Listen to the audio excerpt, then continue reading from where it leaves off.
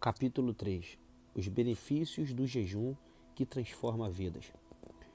Quase todo cristão com quem conversei tinha alguma questão e alguma ideia errada sobre o jejum. É com tristeza que afirmo que o jejum é uma das questões mais mal compreendidas da Bíblia. Conforme a palavra de Deus, há benefícios incríveis que você recebe por meio do jejum.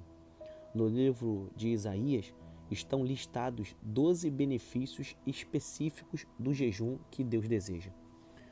O jejum que desejo não é este: soltar as correntes da injustiça, desatar as cordas do jugo, pôr em liberdade os oprimidos e romper todo jugo.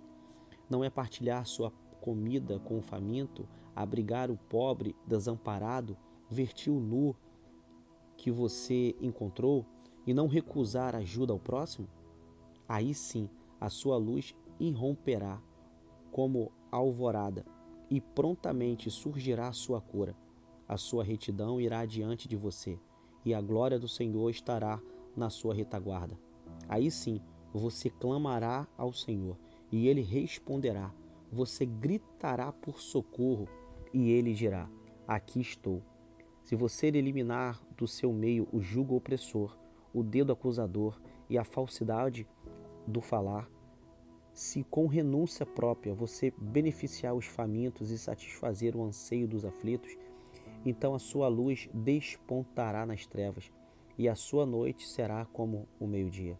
O Senhor o guiará constantemente, satisfará os seus desejos numa terra ressequida pelo sol e fortalecerá os seus ossos.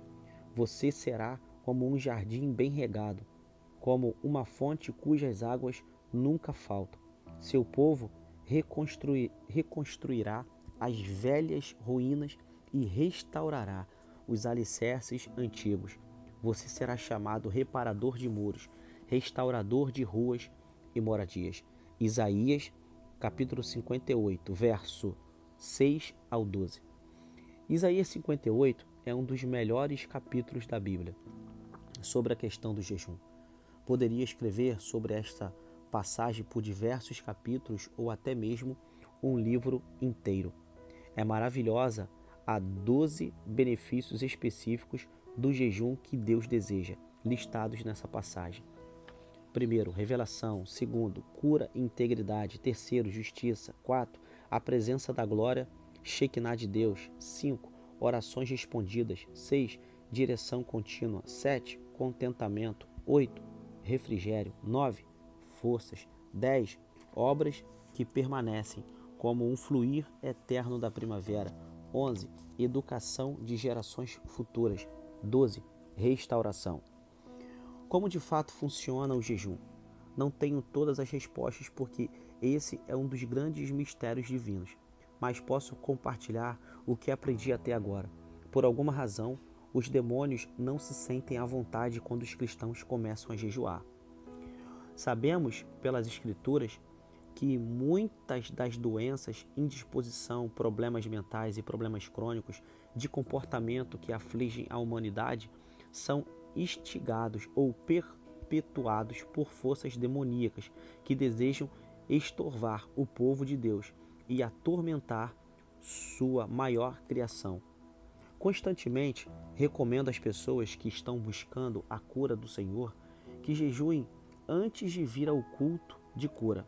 Aquelas que ouvem esse conselho frequentemente recebem a cura sobrenatural do Senhor, muito rapidamente. Digo a pessoas: se seu parente vem à igreja, peça de antemão que ele jejue. Peça que beba suco ou coma uma salada. A prática de algum tipo de jejum é importante porque demonstra certo desespero e certa determinação para tocar o Senhor, que é a única fonte de toda a cura. Os demônios não podem permanecer por muito tempo quando uma pessoa jejua, porque para Deus jejuar cria uma atmosfera que acolhe o santo e repele o não santo. Por isso é que os espíritos demoníacos não se sentem à vontade ao redor de uma pessoa que jejua. Um pastor ou um ministério que está atuando no ministério de cura e libertação de qualquer espécie deveria tornar o jejum parte de seu estilo de vida.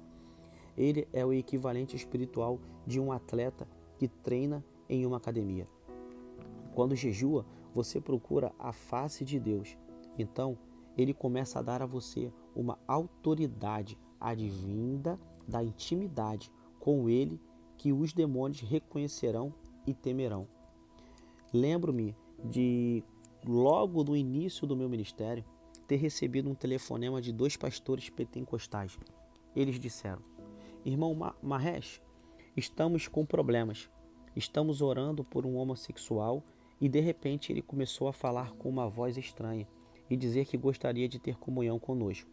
Sentimos o maligno ali e estamos com muito medo. Por favor, venha nos ajudar. Vocês são homens de Deus. Eu disse: vocês têm autoridade. É só expulsar o demônio dele. Entretanto, outra vez me disseram que estavam com medo. Mas vocês são pastores. Eu disse. Os homens continuaram dizendo: por favor, irmão Mahesh, precisamos da sua ajuda. Finalmente concordei em ir. Eles me ensinaram como chegar à casa onde estavam e me disseram: por favor, entre pela porta dos fundos. Fui até a casa e entrei pela cozinha. Ouvi um som abafado atrás de uma porta. Quando procurei o que seria aquilo, encontrei os 2 pastores escondidos no armário de vassouras e perguntei: o que estão fazendo aí? Eles simplesmente foram em direção à parte da frente da casa e disseram: ele está lá. No instante em que entrei na sala onde aquele jovem estava, pude sentir o poder das trevas. Um demônio havia se manifestado e era um demônio bem forte. Eu estava em jejum e entrei na sala. O rapaz estava de pé, como se estivesse esperando uma chance para intimidar alguém novamente. Logo que olhei para ele, percebi alguma coisa me olhando de volta. Algo em seus olhos que não era ele. Uma personalidade diferente estava presente, uma personalidade maligna e demoníaca. Pude ver que aquele demônio havia se manifestado. Ele literalmente estava perturbando o jovem. Dava para perceber isso porque todo o semblante do moço havia sido transformado em uma máscara demoníaca. Ele me olhou e disse com um tom incrivelmente demoníaco: há outro homem gostaria de ter comunhão com você. Agora era a minha vez de falar pelo poder do Espírito Santo. Você quer ter comunhão comigo? Você sabe o que diz a Escritura? Se, porém, andarmos na luz, como Ele está na luz, temos comunhão uns com os outros, e o sangue de Jesus, seu Filho, nos purifica de todo pecado. Agora, demônio, você consegue dizer o sangue de Jesus? Naquele momento, a coisa conseguia apenas rosnar.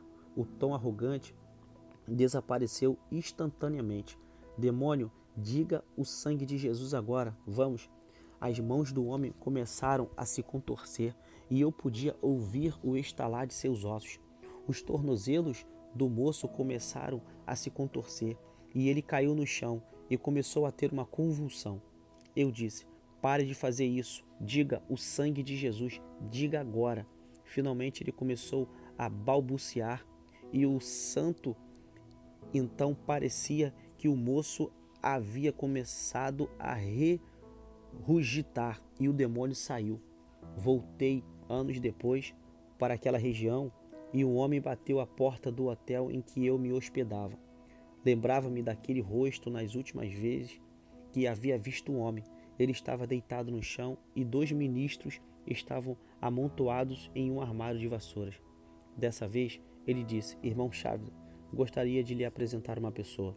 Afastou-se para o lado e pude ver uma jovem que estava com ele. Somos casados há 5 anos e gostaria que o Senhor soubesse que naquele dia, quando orou por mim, fui totalmente liberto dos desejos homossexuais. Deus seja louvado. Jesus é o maior libertador. Outro dia, eu estava ministrando no culto da manhã de uma igreja em uma universidade na cidade de Southwest. Havia acabado de terminar uma temporada de jejum e oração e os cultos estavam indo muito bem. No tempo, em uma grande igreja, o altar era tão grande que acomodava centenas de pessoas de uma vez. E sentia que o Senhor queria abençoar todo o púlpito de uma só vez. Então pedi que todos viessem ao altar. Como o Senhor derramou a sua unção sobre o povo, muitos estavam caindo ou respondendo à presença de Deus de maneiras diferentes. Bem, no meio do culto, o Espírito de Deus me pediu a dizer: o Senhor me diz que aqui existem 12 homossexuais e lésbicas. Se levantarem as suas mãos e se arrependerem agora, o Senhor libertará cada um de vocês. 12 mãos se levantaram instantaneamente. 8 daquelas pessoas eram lésbicas. E quando levantaram as mãos, de repente parecia que havia sido jogado ao chão pelo golpe de um grande martelo. Sabia que o Senhor queria fazer mais, então fui até onde estavam deitadas no tapete. Não sabia muito a respeito de lésbicas, achava que todas elas usavam um corte de cabelo masculino, jeans e controlavam as pessoas ao seu redor. Uma jovem admitiu que era lésbica, mas contradizia todo o estereótipo habitual. Era uma linda jovem loira de 21 anos, mas quando olhei para ela, todo o seu semblante era trevas. Eu lhe disse: você está sendo liberta de um demônio da morte. Na verdade, é um espírito suicida. Você tentou se suicidar recentemente, não é mesmo? Ela começou a chorar e enrolou as mangas longas no vestido que usava para me mostrar as nítidas cicatrizes de quando ela havia tentado cortar o seu pulso há 2 semanas. Naquele exato momento, sob o derramamento da unção divina, a jovem foi totalmente liberta do espírito suicida e do espírito de lesbianismo. Um ano depois, quando voltei àquela igreja, fiquei feliz ao ver que aquela irmã estava desempenhando um papel-chave no grupo de louvor. Ela veio até mim com um grande sorriso no rosto e orgulhosamente mostrou-me uma foto e disse: queria que o Senhor soubesse que me casei há 3 semanas e esse é o homem com que eu casei. Agora estou servindo ao Senhor. Gostaria que você visse as pessoas que vivem em escravidão ao seu redor. Estão falidas, machucadas e desesperadas sob influências demoníacas. Os psicólogos não conseguem ajudar, nem mesmo os psiquiatras. A palavra de Deus diz que essa espécie não sai com uma simples ordem em nome de Jesus Cristo. Elas saem apenas por meio de oração e jejum. Isso, meu amigo, é o que o Senhor está pedindo que façamos. Você quer pagar o preço de libertar os cativos? Você quer libertar os cativos da sua igreja, da sua vizinhança, da sua cidade? Não deveríamos ficar satisfeitos apenas com isso. Há julgos malignos, desesperadores e regimes demoníacos chocando os povos das nações. Quero que a Igreja de Jesus Cristo se levante pela glória de Deus. Estou cansado de ver um cristão atrás do outro chorando, quando há muitos necessitados desesperados do mundo lá fora. Somos chamados para libertar os cativos, e o Senhor nos deu armas poderosas para derrubar suas fortalezas. Todo aquele que busca a libertação de um pecado complicado ou de uma fraqueza crônica fica desesperado. Se os pais virem seus filhos curados ou libertos da opressão demoníaca, então não precisam se desesperar por seus filhos. Se verdadeiramente forem humildes e se desesperarem diante do Senhor quando jejuarem por si mesmo ou por seus filhos, descobrirão que será fácil experimentar ou ministrar libertação. Talvez eles possam experimentar o que eu passei com o pequeno Steven.